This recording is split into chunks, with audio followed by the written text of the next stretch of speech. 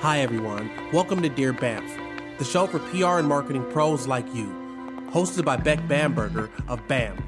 BAM is a communications agency that believes stories move the world.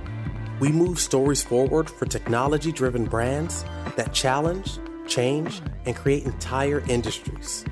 Today, on the Dear BAMf podcast, we're talking with April, Head of Corporate Communications at Postmates. April specializes in marketing strategy, online marketing, social media, and media relations. Before joining Postmates, she was vice president at Brew Media Relations. Let's dive in. Hi, everyone. Welcome to Dear BAMf, the podcast for PR marketing pros such as yourself. We are in season 2 here. I'm Beck Bamberger, as usual, here with you. And today on our show, we have April Conyers from Postmates, which I use all the time. April, thank you for being here.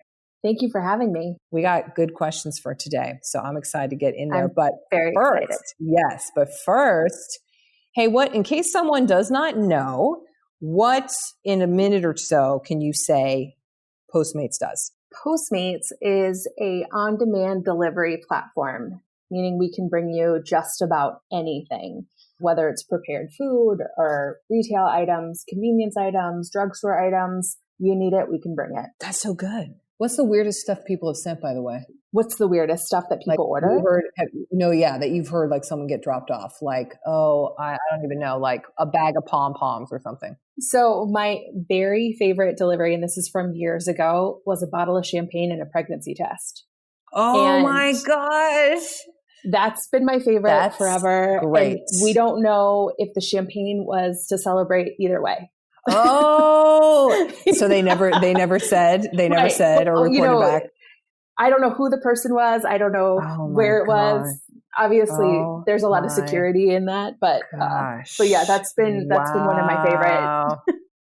Yeah. Wow. Did the driver know as well? Did they know what they were carrying? Like, were they like, did. Oh, they shoot. did. Okay. Yeah, because they had to do the shopping. Yeah. Oh. Yeah.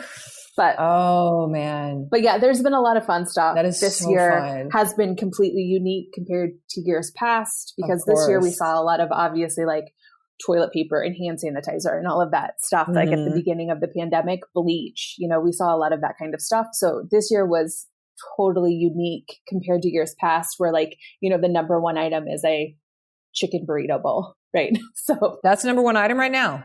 That's what it has been. I'm not sure if that was this year. I'd have to go back and look. But this year we saw a huge amount of people ordering more like household items, right?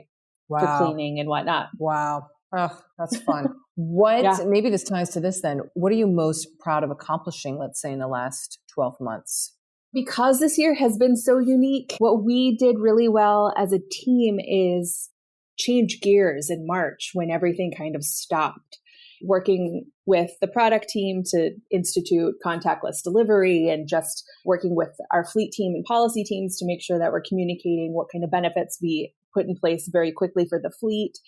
Just the speed of which we just kind of stopped all of our plans that we, enacting the plans we had, and moved very quickly into, okay, how do we focus on local restaurants? What can we do as a marketing team to really help restaurants out and help the fleet out, and, into the Black Lives movement or the Black Lives Matter movement. Like, how do we then, help support them as well? And it just, I think this year we've had to be very scrappy, and you didn't know what the next day was going to bring, right? Yeah. This whole year has just kind of been a wild ride. And I think I'm most proud of being able to kind of meet the moment, so to speak, and just be like, okay, here we go. This is what we have to do. Moment. Yeah. Yes. Yeah. Gosh. Yeah. Well, speaking of that, and maybe this parlays into this, which is your favorite way to tell a story right now. What would that be? My favorite way to tell a story. Well, it has a lot to do with the story, but I think right now, over the last 6 months, I have learned that what has worked in the past isn't necessarily working right now.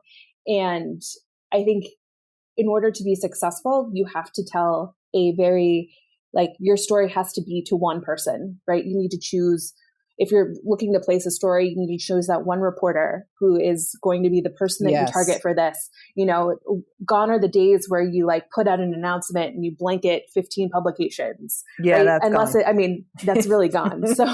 So I think being a bit more intentional is important, and really kind of having all of those pieces all at once.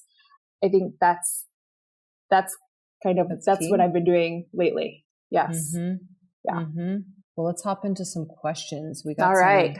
juicy ones here. First up, Dear BAMf, I'm at a B2B focused startup, but thankfully I get the benefit of having a lot of data that relates to how people spend their money online for clothing and retail marketplaces. My data team is also great and will fetch me any data or metrics that I ask for. My question, how best to leverage data? It's not too interesting to look at how many times a person hovers over a certain sweater before adding it into a shopping cart, for instance. And shopping isn't in the saving the world category, so I'm hard pressed to think of what data would be compelling. Any ideas? Ooh, I like this one. I actually think knowing how long somebody hovered over a sweater would be fascinating.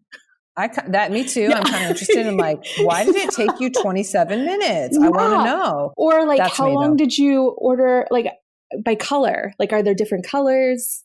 Which one do people put in their carts faster? I think that stuff could be fascinating. I think too, remember when there was like, millennial pink? It's like, okay, well, what's the Gen Z now? What's the COVID color? Gray? Yeah. I don't know. Like, is shopping? Yeah. Okay. So my thought on this is, how can you tie it back to the broader current state of the world? Mm-hmm. Can you see anything that ties to that in preferences? Absolutely. Yes. Also, we know that online shopping is up just because of everyone's circumstances, right? Mm-hmm. So I think that there's a lot of good data nuggets that would be in there. I also think retail publications, just from my experience, being able to say like, basket size, or, what is the number of items that most people order, or, like kind of breaking it down based on just how people interact with your shopping site. I think a lot of people would be interested in that. Mm-hmm. I think data is undervalued. I think a lot of times, when you're in it, maybe you don't see it, but if you can tie data to a current trend, that's powerful. Yeah, I think the advice here is the tie to the broader picture. What could you tie to? How does shopping actually correlate to a national mood or sentiment? How does and also, and this is definitely on like the luxury side of fashion, but what comes out of the runways, even if they're not doing the runways, is kind of representative of a mood, a climate, something a lot of times. Like you'll be like, oh wow, like there's florals and bold prints, and that has something to do with the climate of the 90s or whatever it is. Like if you go into like the world of fashion, like there's a lot of stuff that talks about that. And then even I was listening to someone else they were previously at Gilt, and they said, we did a really fun analysis of heel height. Now this was a while ago, obviously, when people were like walking around. But like, who has the highest heel height based off of our data? Well, Miami has the highest, and the Midwest is flat as the plains that they are in.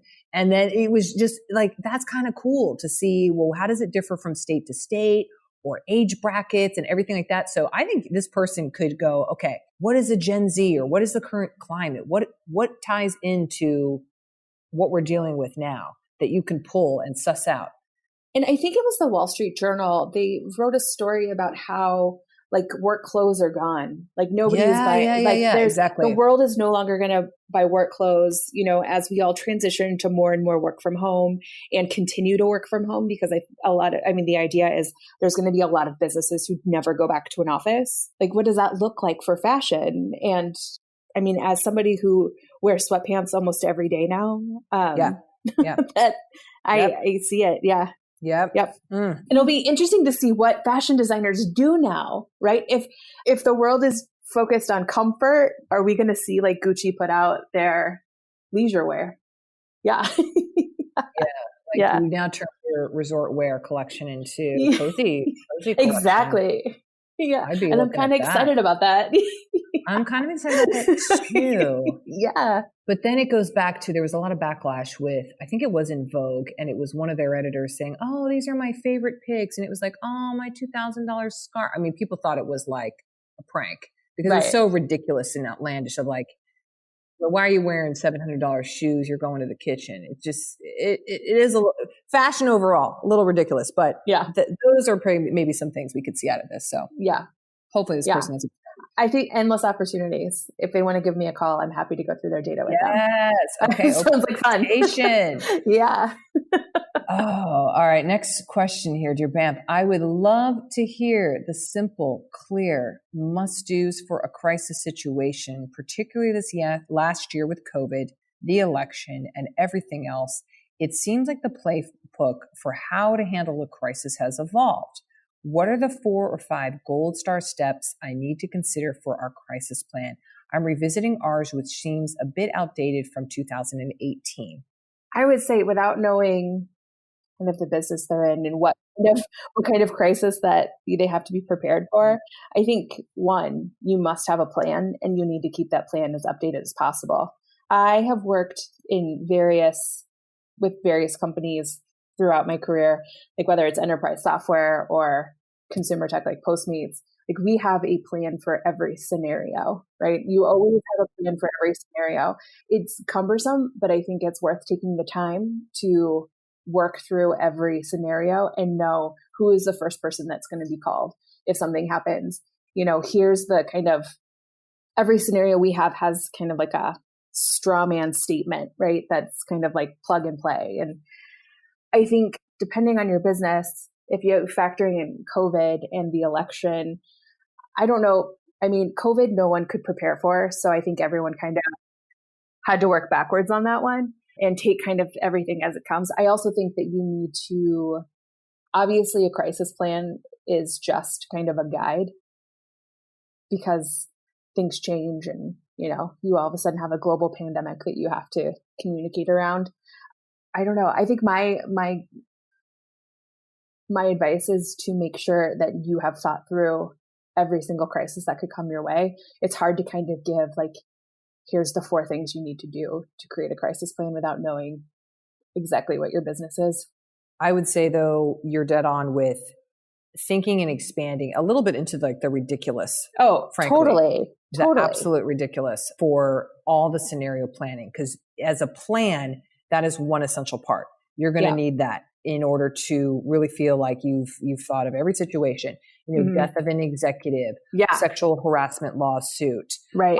Impeded factory from a terrorist attack, like all the things, anything that could go wrong or catastrophic, screwed. Yes, all these things.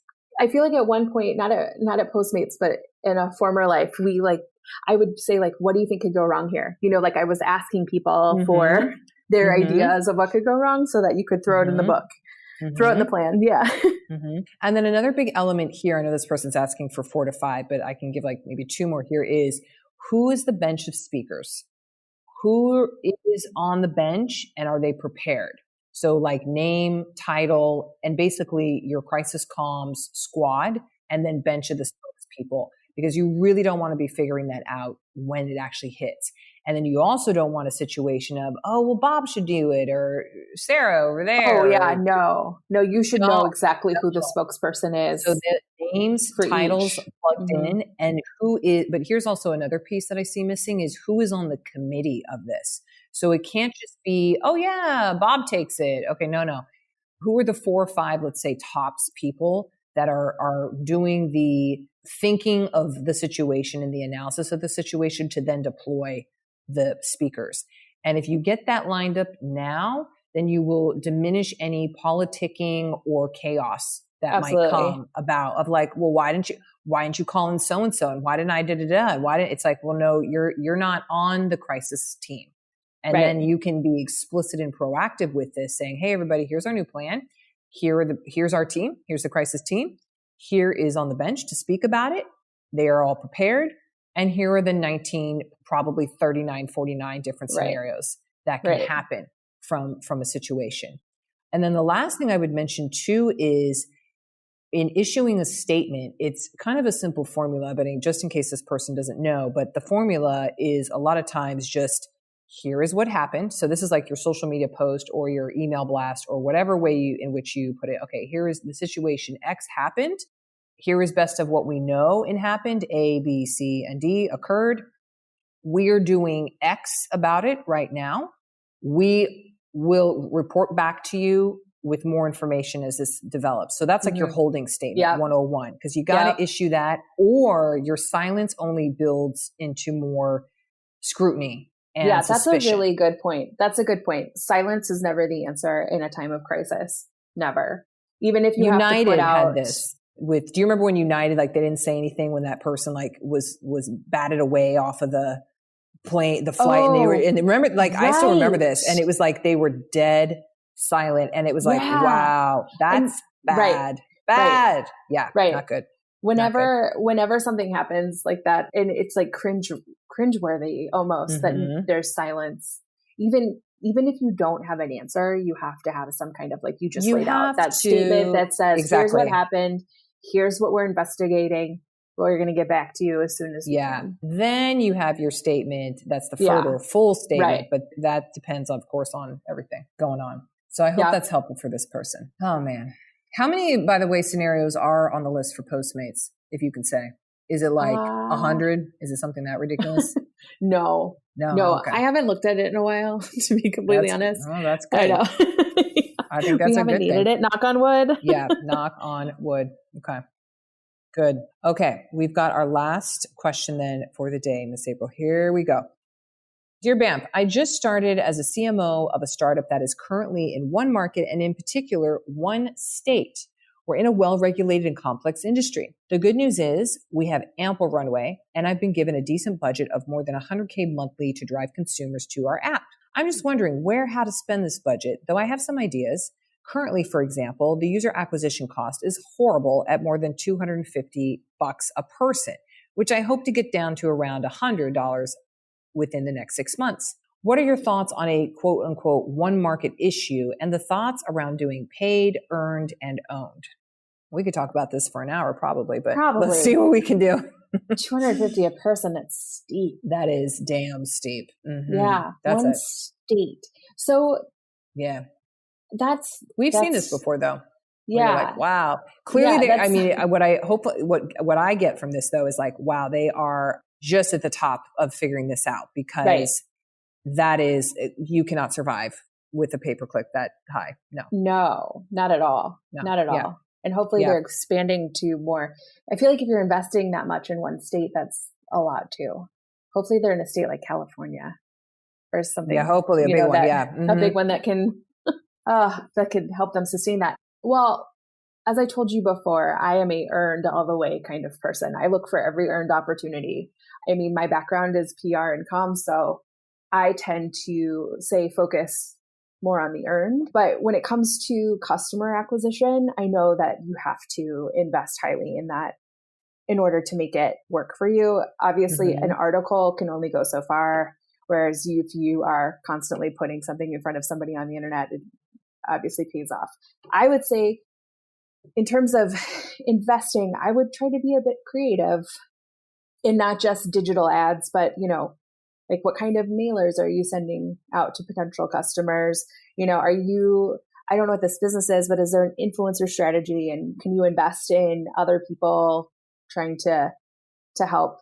I know that we are getting a bit oversaturated with the influencers, but I still think for some types of businesses, and this one I want to say feels like healthcare. Possibly. Right? Yeah, right. Yeah, that's good. Highly regulated. Yeah. Yeah. But I mean, I feel like that's always a good idea to, even if you're doing like micro influencers.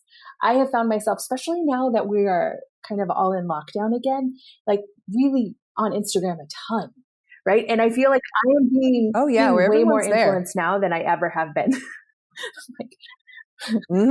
Me too. And I love clicking on ads. I don't know if you do this as a marketer, but I do click on an ad where I'm like, that was well designed. I'm just going to click on it just to be like, I see you. I save them. You can save them. Yeah. Like, that's good. I'm going to go back and buy that later. I think that there are ways to take that budget and really make it work for you. especially if you're paying $250 a person for acquisition costs. Like there's got to be some kind of other places to put some of that money. I'm thinking with this person, okay, if you're in one state, again, we don't know which one, there can be back to earned as a strategy. There could be quite a lot you could do on a local front, which is not as sexy as national news. It's not, but can be influential and can be powerful, because then you turn that as seen on, the ABC affiliate or the local paper, a local, ad. And of course, we've all seen those ads where now in your state, and you're like, oh, which one? You're like, in my town, the new Applebee's open or whatever the hell, whatever it is like, you can really cater those to make your user. Now that's on the paid side, of course, but then you can buffer that or leverage that with some earned opportunities on local stuff. And that can drive, of course, we don't know the consumer that this person is after. So we don't know that, but it doesn't hurt. At least it gets the ball rolling and then you could, even if you get some local radio thing or a local media clip or whatever, and you're like, yeah, no one watched that. Okay, it's local, right? So what? Use that then in all your paid stuff as like, as seen on, as talked about, as heard on radio, blah, blah, blah. It's like, hey, that's okay. The consumer. Well, and it's SEO. And it's SEO, too, exactly. Right? Exactly. Yeah. So if you get any pushback on like, well, local is in the Wall Street Journal, who cares? No, use it as just validation and SEO digital for those reasons. That's it. Yeah. Who cares if two people listen to it? And that CEO, I'm sure, is asking for the Wall Street Journal. I'm sure there's a definite bet that is happening. Yes. Yeah. Don't we know it? Mm-hmm. Oh, all too well. Yeah. Oh, well, April, thank you for being on with us today. This was so lovely. Oh, thank you for having me. This was fun. This was super fun. And man, there's always a bunch of questions that we have to solve, but this was a good bunch of them. And I appreciate you being here. It's great. I had a good time. Thanks for listening to Dear BAMf, the advice podcast for PR and marketing pros like you. Our show was created by BAM, a PR and marketing agency headquartered in San Diego and New York City. The music you're enjoying today was composed by Tiffany Dizon, produced by Daniel Kessner, and played by San Diego Symphony's Art of Milan. If you have a tough PR and marketing question you'd like us to answer, write to us at bamtheagency.com/Dear BAMf. Don't forget the F. If you'd like to get notified of our latest episodes, subscribe to us wherever you listen to podcasts and review us on Spotify and Apple Podcasts.